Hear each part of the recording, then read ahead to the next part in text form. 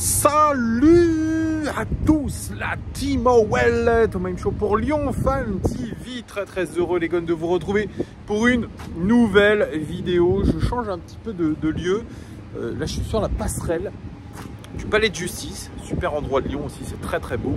En plus on profite d'une belle fin d'après-midi de septembre avant que les choses ne se cadrent réellement. J'espère qu'en tout cas vous passez une bonne semaine, une trêve internationale les amis. Et oui, c'est la trêve internationale avec deux matchs de l'équipe de France, mais pas que. Et nos Lyonnais qui apparemment se sont entraînés ce matin en public et au Groupama Stadium en groupe réduit évidemment, puisque certains de nos joueurs sont dans les sélections nationales et en espoir beaucoup, avec Malo Gusto, Castello Luqueba et Ryan Cherki notamment. Je ne crois pas qu'il y ait de joueurs lyonnais en équipe A, équipe de France A, je ne crois pas.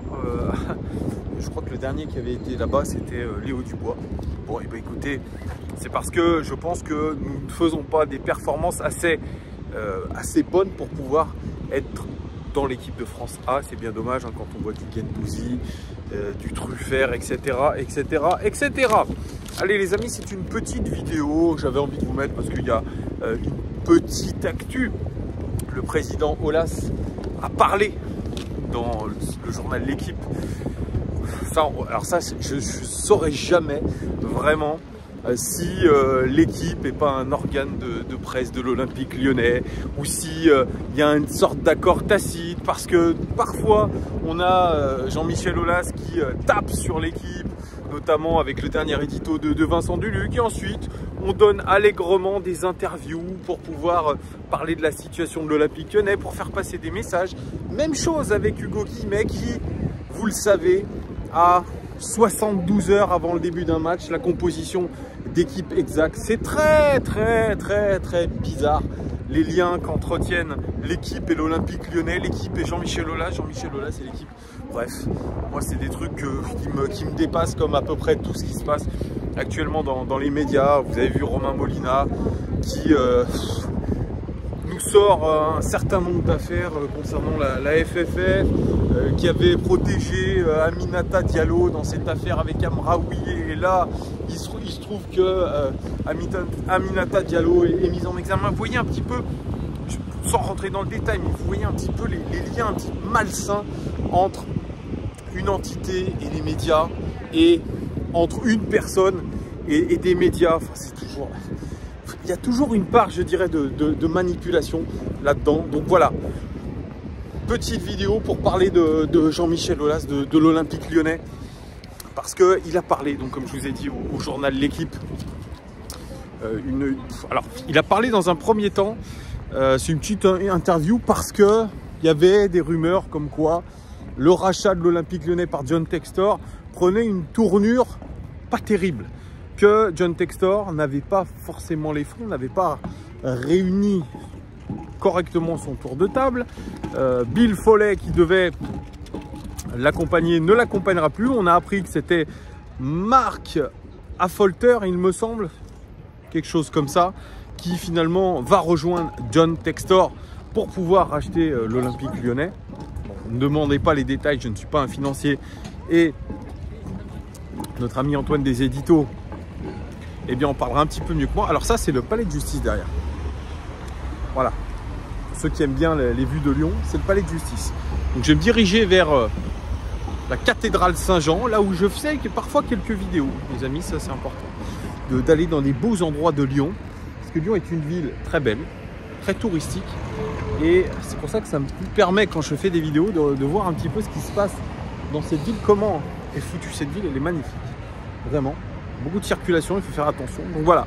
Donc pour revenir à nos moutons, désolé pour la vidéo un petit peu décousue. Voilà. Donc on devrait avoir John Textor et Mark Affolter qui devraient racheter l'Olympique lyonnais. Le deal est apparemment signé selon Jean-Michel Aulas. Il y a eu peut-être à un moment donné un petit doute, c'est ce qu'il a dit, mais voilà, il avait confiance quand même en John Textor, Jean-Michel Aulas, et ça va se faire. Et on a compris que les 86 millions d'augmentation de capital ne serviraient pas pour le mercato, mais surtout pour la dette de l'Olympique Lyonnais. Voilà, ça aussi, ça c'est quelque chose qu'on apprend. L'OL est fortement endetté, il y a le stade, il y a l'aréna, il y a l'académie, il y a les terrains, etc. Donc l'OL est fortement endetté et donc évidemment, il y a une sorte de rachat de cette dette. Ça va se faire, ça va se faire. On a eu l'ombre d'un doute, mais ça va se faire probablement. Donc Jean-Michel Aulas qui a utilisé un petit peu l'équipe pour rassurer tout son monde par rapport au rachat de l'Olympique Lyonnais, parce que ça aurait été quand même une sacrée tuile si ce n'était pas le cas. Il a dit que si il y avait eu un problème, ou s'il y a un problème, on ne sait pas encore, eh bien il pourrait se retourner, Jean-Michel Aulas, contre la banque Rain. C'est la banque apparemment, c'est une banque américaine qui est spécialisée dans tout ce genre de rachat, de choses comme ça dans le monde du sport. Donc au final, ils ont vraiment l'habitude de faire les choses comme il faut. C'est une banque, je dirais, une banque clé dans toutes ces affaires de rachat. C'est eux notamment qui ont permis l'acquisition américaine de Chelsea. Donc voilà, Jean-Michel Aulas nous dit que voilà, il n'y a aucun souci et que lui resterait aux commandes de l'OL encore 3 ans, comme l'a demandé John Textor, qu'il avait une vie de famille et qu'il ne se voyait pas rester encore une dizaine d'années. Voilà, puisque Jean-Michel Aulas se rapproche doucement mais sûrement des 80 ans. Donc c'est pour ça que voilà. Mais sauf qu'il a négocié avec John Textor le fait de, je dirais, rester non seulement en place, lui, mais toute l'équipe autour de lui, à savoir Vincent Ponceau, à savoir Thierry Sauvage notamment, enfin vous voyez, tous ces personnages qui aujourd'hui sont énormément décriés, et oui, depuis des lustres, parce que si on dit que les résultats ne sont pas bons, si on dit que le recrutement n'est pas bon, c'est à cause du board de l'Olympique Lyonnais. Et ce board là, pour l'instant, en l'état, eh bien il va rester comme ça, il va rester tel quel. Donc c'est comme ça qu'on doit voir les choses, et c'est comme ça que le rappelle Jean-Michel Aulas. Alors Jean-Michel Aulas, il est revenu aussi sur la situation sportive de l'Olympique Lyonnais et l'avenir de Peter Bosz. Alors ça c'est intéressant. Il dit on ne va pas tout remettre en cause après 3 défaites successives, même si c'est insupportable de perdre, mais est-ce qu'on ne prend pas un risque supplémentaire en changeant, en étant 6e? Pardon, excusez-moi. Ce n'est pas raisonnable, mais dire qu'on n'y a pas pensé, non. Mais la réponse à la question, c'est qu'on met le coach et tout le staff dans les meilleures conditions pour réussir. Et si on est 8e en fin de saison, j'aurais démissionné avant. Alors oui, il a pensé, Jean-Michel Aulas, à démissionner. C'est un lapsus. Mais il y a pensé déjà après le match contre Nice en fin de saison, enfin pas la fin de saison dernière, mais celle d'avant, il y a 2 ans. Tellement il avait été choqué par le comportement de nos joueurs. Et puis il avait finalement décidé de rester. Et puis là, ils sont quand même en train de réfléchir sur l'avenir de Peter Bosz, c'est sûr. L'aveu de Jean-Michel Aulas de dire on y a pensé, c'est que déjà on réfléchit à un après Peter Bosz. Probablement que le match contre Lens sera décisif concernant l'avenir de Peter Bosz. C'est évident. Donc l'OL s'est renseigné sur certains coachs. Moi j'ai vu et j'ai lu qu'on s'intéressait toujours à Julien Stéphan, qui est pourtant 17e de Ligue 1 avec Strasbourg, que Strasbourg songerait à s'en séparer, que pour s'éviter de trop grosses indemnités de licenciement, il se pourrait qu'il négocie avec l'Olympique Lyonnais, blablabla. Bla, bla, bla. Ça c'est une hypothèse. Elle est tombée, la dame. Donc, il y a déjà une phase de réflexion, même si Jean-Michel Aulas de façade dit qu'on soutient Peter Bosz. Il dit on va être attentif, bien sûr. Il peut y avoir la crainte, mais on va y arriver. Et ce n'est pas le coach qui est responsable. Les critiques sur les réseaux sociaux, parce que ça aussi, il en parle. Il dit évidemment que ça m'énerve, mais je pense que ceux qui disent que je suis dépassé le sont plus que moi. C'est pas celui qui dit qui est. Hein, monsieur Jean-Michel Aulas. Il dit c'est l'avantage quand on a 35 ans d'expérience et 60 titres au compteur. C'était quand le dernier titre? 2012. Ceci étant, si je devais avec Vincent et Bruno changer de position, je le ferais. Mais aujourd'hui, je suis convaincu que ce n'est pas la bonne solution de changer. Si vous changez d'entraîneur avant d'aller à Lens, Rennes, Nice, vous mettez celui qui arrive dans une situation, alors que si vous êtes convaincu que vous avez le bon coach, il ne va pas vous lâcher sur ces matchs-là. Il va les gagner. Je préfère être à ma place qu'à celle de Lens, Rennes et Nice, même si Nice change d'entraîneur. C'est du discours classique de Jean-Michel Aulas qui met subtilement la pression sur son coach, mais qui lui donne aussi les moyens de se rattraper, puisqu'il lui dit qu'en gros, mon coco, si tu veux rester en place, il va falloir que tu gagnes les 3 prochains matchs. Et voilà. Donc d'un côté, il essaie de faire peur à l'adversaire, et d'un autre côté, eh ben, il fait peur aussi un petit peu au coach, en disant mec, je te fais confiance, tu as encore une dernière chance de faire les choses comme il faut, et de t'imposer à l'Olympique Lyonnais, c'est de gagner les 3 prochains matchs. Sinon, ça va être chaud pour toi. Et moi, je vous dis que le match contre Lens, il va être forcément décisif pour lui. Il doit absolument trouver les bonnes solutions pour pouvoir, évidemment, gagner. Parce que 4 défaites de suite, ça ne serait absolument pas acceptable. Regardez, ça, c'est la cathédrale Saint-Jean, pour ceux qui ne connaissent pas. Vous voyez ma grosse tête. Moi, juste au-dessus, c'est la cathédrale Saint-Jean. C'est magnifique. C'est franchement un très beau quartier de Lyon. Quartier historique, quartier médiéval de Lyon, ce vieux Lyon, ouais, c'est le vieux Lyon, Là, on est sur la place Saint-Jean, qui est une très belle place aussi à Lyon.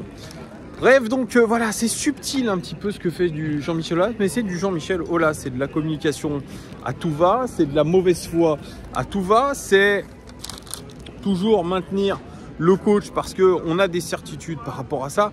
Sauf que pour l'instant, l'étau se resserre autour de Peter Bosz. Peter Bosz, le roi des constats, mais celui aussi qui ne trouve pas les solutions. Et ça commence à faire beaucoup. Alors il y en a certains qui mettaient sur les datas de l'OL qu'on avait exactement le même nombre de points que la saison avec Bruno Genesio où on fait demi-finale d'Europa League.